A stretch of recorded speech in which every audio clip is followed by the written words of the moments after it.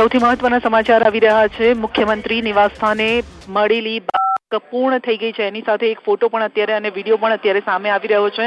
તમામ મંત્રીમંડળના સભ્યો અને મુખ્યમંત્રીએ આ બેઠક કરી હતી। બેઠકમાં તમામ મંત્રીઓના રાજીનામા લેવાઈ ચૂક્યા છે અને સૌથી પહેલા ન્યૂઝ 18 ગુજરાતીએ આ એક્સક્લુઝિવ માહિતી પણ આપી હતી કે 3 વાગ્યા બાદ મંત્રીઓના રાજીનામા લેવાશે। તમામ મંત્રીઓએ મુખ્યમંત્રીને આ રાજીનામા આપ્યા છે અને રાજીનામા બાદ હવે મુખ્યમંત્રી રાજ્યપાલને મળવાના છે, કારણ કે સાંજે 8 કલાકની આસપાસ રાજ્યપાલ આવવાના છે। તેમના બીજા કાર્યક્રમો છે અને એ પૂર્ણ કરીને જ્યારે રાજ્યપાલ આવશે ત્યારે તેમની સાથે તેમની બેઠક મળશે। અને આપણી સાથે ગૌતમ પણ જોડાઈ ચૂક્યા છે સહયોગી। જી ગૌતમ, આપની પાસેથી વધુ માહિતી મેળવવા ઈચ્છીશું, કારણ કે તમામ મંત્રીમંડળના સભ્યો સાથે મુખ્યમંત્રીની બેઠક અને ત્યારબાદ રાજીનામા લેવાઈ ચૂક્યા છે।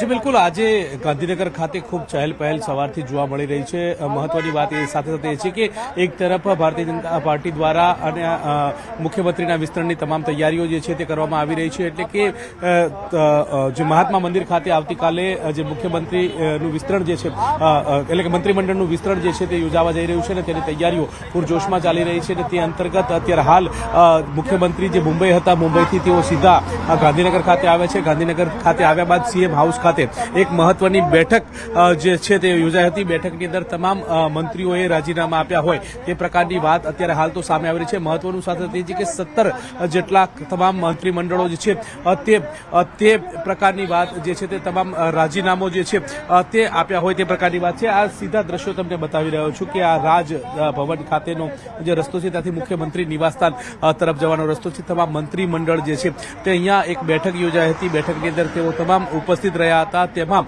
મુખ્યમંત્રીએ કંઈક પણ કહ્યું હતું કે તમામ લોકો જે છે એટલે કે જે મંત્રીમંડળના સદસ્યો જે છે તે રાજીનામા આપે। આ બેઠકની અંદર ચર્ચા થઈ હતી અને બેઠકની ચર્ચા બાદ તમામ મંત્રીઓએ મુખ્યમંત્રીને રાજીનામા આપ્યા હતા। મહત્વનું એ છે કે તમામ જે મંત્રીમંડળના સદસ્યો જે છે તે પહેલાથી જ રાજીનામા લઈને આવ્યા હતા, કારણ કે અગાઉ એમને તેમને સૂચના હતી કે તે અંતર્ગતની પણ એક સ્પષ્ટતા જે છે તે સામે નથી આવતી, પરંતુ તમામ લોકોએ રાજીનામા ધર્યા હોય તે પ્રકારની વાત સામે આવી રહી છે। હવે જોવાનું એ છે કે સાંજે મહત્વની બેઠક જે છે તે મળશે। બેઠકની અંદર કયા નામોની ચર્ચા થાય છે, કયા નામોને અપ કરવામાં આવે છે, કયા નામોને ડાઉન કરવામાં આવે છે, કોને ફરી ચાન્સ મળે છે, આ સૌ કોઈ તમામ બાબતો ઉપર સૌ કોઈની નજર જે છે તે મંડરાયેલી છે। તમામ બાબતો વચ્ચે હવે સાંજે મહત્વની બેઠક મળશે, ત્યારબાદ કોના નામો જે છે તે સામે આવે છે।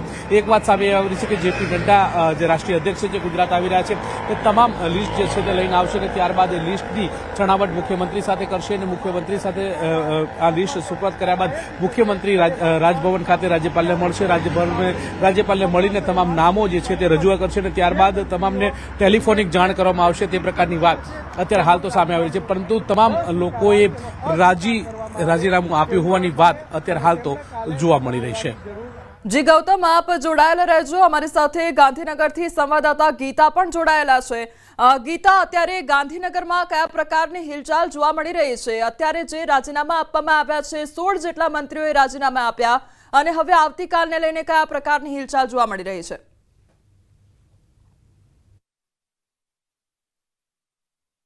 જી, અહીં એમએલએ ક્વાર્ટર્સમાં હાલ તો સન્નાટો છવાયેલો છે। દરેકને ઇંતજાર છે એકમાત્ર જાદુઈ કોલનો। એ જાદુઈ કોલ કે જે એ સૂચના માટે આવે કે આવતીકાલે આપને શપથ લેવાના છે। તમામ ધારાસભ્યો જે અહીંયા રોકાયા છે એમએલએ ક્વાર્ટર્સ, હાલ એમએલએ ક્વાર્ટર્સ ખાતે ઉપસ્થિત છે। એમએલએ ક્વાર્ટર્સ કેટલાક ધારાસભ્યો છે, કેટલાક ધારાસભ્યો ગાંધીનગર સર્કિટ હાઉસ ખાતે રોકાયેલા છે, પર તમામને ઇંતજાર છે એક જાદુઈ કોલનો કે તમને સૂચના આવે કે આવતીકાલે તમારે મંત્રી તરીકે શપથ લેવાના છે। કેબિનેટ મળે કે રાજ્ય કક્ષા એની હાલ કોઈને મોટી ખેવના નથી, પણ મંત્રી પદ મળે તે સૌના માટે અગત્યનું છે। એટલે હાલ તમામ ધારાસભ્યોના જીવ તાળવે ચોંટેલા છે। બીજી તરફ સીએમ હાઉસ ખાતે તમામ 16 જેટલા મંત્રીઓએ રાજીનામું આપી દીધું છે। સૌથી પહેલું રાજીનામું ભાજપના પ્રદેશ અધ્યક્ષ જગદીશ વિશ્વકર્માએ આપ્યું અને તેમણે જ તમામ ધારાસભ્યોને મંત્રીઓને સૂચના આપી કે સૌથી પહેલું રાજીનામું હું આપું છું અને તમામને પાર્ટી તરફથી સૂચના છે કે તમારે પણ રાજીનામું આપવાનું છે। એટલે તમામે અત્યારે સીએમ બંગલે મળેલી બેઠકમાં સીએમને રાજીનામું સુપ્રત કર્યું છે। એક વાત એવી પણ સામે આવી રહી છે કે જેટલા પણ પદનામિત મંત્રીઓ છે જેને મંત્રીપદ મળવાનું છે ને જેમને આજે સૂચના અપાવવાની છે, જેમને આજે કહેવાનું છે, ટેલિફોન કોલ જવાનો છે, તેઓને આજે કદાચ સીએમને ત્યાં ડિનર માટે પણ બોલાવાઈ શકે. પણ આ એક સંભાવના માત્ર છે. અત્યાર સુધી ભાજપની જો પરંપરા જોઈએ તો મોડેથી બધાને કોલ જાય છે અને કોલ પણ એવું બને છે કે ડાયરેક્ટ કેન્દ્રીય નેતૃત્વમાંથી જાય છે. સ્વાભાવિકપણે અત્યાર સુધી એવું બનતું આવ્યું છે કે કેન્દ્રીય ગૃહપ્રધાન અમિતભાઈ જાતે ફોન કરીને જે તે ધારાસભ્યને સૂચના આપતા હોય છે કે કાલે આપે શપથ લેવાના છે અને આપ મંત્રી બની રહ્યા છો. એટલે અત્યાર સુધીની પરંપરા એ રહી છે. એટલે ભાજપની પરંપરાને જોતા મને એવું નથી લાગતું કે અહીંયાથી કોઈ સૂચના જાહેર થાય કે અહીંયાથી કોઈ સૂચિ, ભલે નો ડાઉટ સીએમના લૂપ બાર કે પ્રદેશ અધ્યક્ષના લૂપ બાર એ સૂચિ નહીં હોય, એ જાણકારી બહારની એ સૂચિ કે નામ નહીં હોય, પરંતુ ફોનની જ્યાં સુધી વાત છે, એ જાદુઈ કોલની જ્યાં સુધી વાત છે, એ જાદુઈ કોલ માત્ર ને માત્ર ટોચના નેતૃત્વ તરફથી આવે એવી જ એક સંભાવના જોવાઈ રહી છે.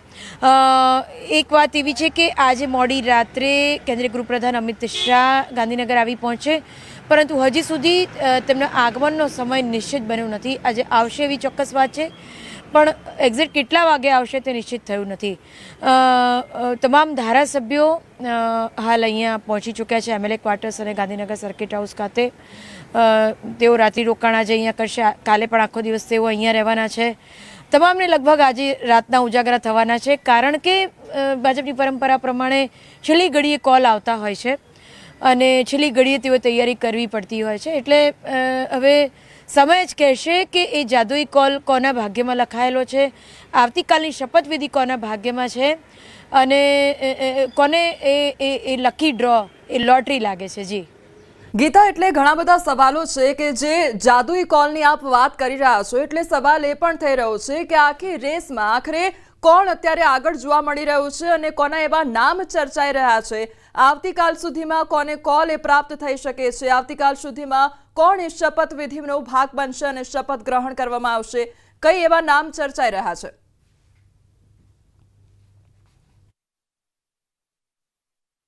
જી, હું આપને એક બેઝિક વાત કહેવા માંગીશ. ગુજરાતના રાજકારણી ને સમગ્ર ભારત દેશના જો રાજકારણની વાત કરું તો જીત, ચૂંટણીમાં જો જીતા હોય સિકંદર, જે જીતી શકે એવો ઉમેદવાર જ તમામ માટે કામનો હોય છે. મુદ્દા ઘણા બધા હોય છે, વિકાસના મુદ્દા હોય, યુવાઓને આકર્ષવાના મુદ્દા હોય, મહિલાઓને આકર્ષવાના મુદ્દા હોય, એજન્ડા ઘણા બધા પાર્ટીના હોઈ શકે, પણ મૂળ મુદ્દો જીતનો હોય છે. એટલે નામ ન્યૂઝ 18 પણ ઘણા બધા ચલાવ્યા છે, સંભાવનાઓ પણ ઘણી બધી વ્યક્ત કરી છે, રાજકીય વિશ્લેષકો પણ ઘણા બધા નામો આગળ કરી રહ્યા છે, પણ પાર્ટીમાં પણ ઘણા બધા નામો ચર્ચાઈ રહ્યા છે. પરંતુ કેટલાય બધા એવા ડાર્ક હોર્સિસ છે. એવું મનાઈ રહ્યું છે કે જેણે એ નામ પ્રિડિક્ટ જ નહીં કર્યા હોય, જે ધાર્યા જ નહીં હોય, એવા નામ પણ ભાજપ લાવી શકે છે. કારણ કે ભાજપની એ પણ પરંપરા રહી છે કે જેના નામ ક્યારે ચર્ચા ના હોય, જેના નામ બજારમાં હોય નહીં, એવા જ નામ ક્યાંકથી લેન્ડ કરે, પેરાશૂટની જેમ લેન્ડ કરે અને બધાને આ આશ્ચર્યનો આઘાત લાગે કે આ નામ ક્યાંથી આવ્યું કે જેની કોઈ ચર્ચા જ નહોતી. એટલે મેં પહેલાં પણ કહ્યું તે રીતે જીતના સમીકરણો મુખ્ય રહેશે અને જીતના સમીકરણો હંમેશા જ્ઞાતિ આધારિત હોય છે. ન્યૂઝ 18 ગુજરાતીએ જ્ઞાતિ આધારિત સમીકરણો ઓલરેડી આજે વહેલી સવારથી જ દર્શકો સમક્ષ રજૂ કર્યા છે કે કેટલી સીટો ઠાકોરને, કેટલી કોળી પટેલને, કેટલી ઓબીસીને, કેટલી જનરલને, કેટલી બ્રાહ્મણને આપી શકાય અને અપાઈ શકે અને આપવી જોઈએ. પણ એ બધી ધારણાઓ છે.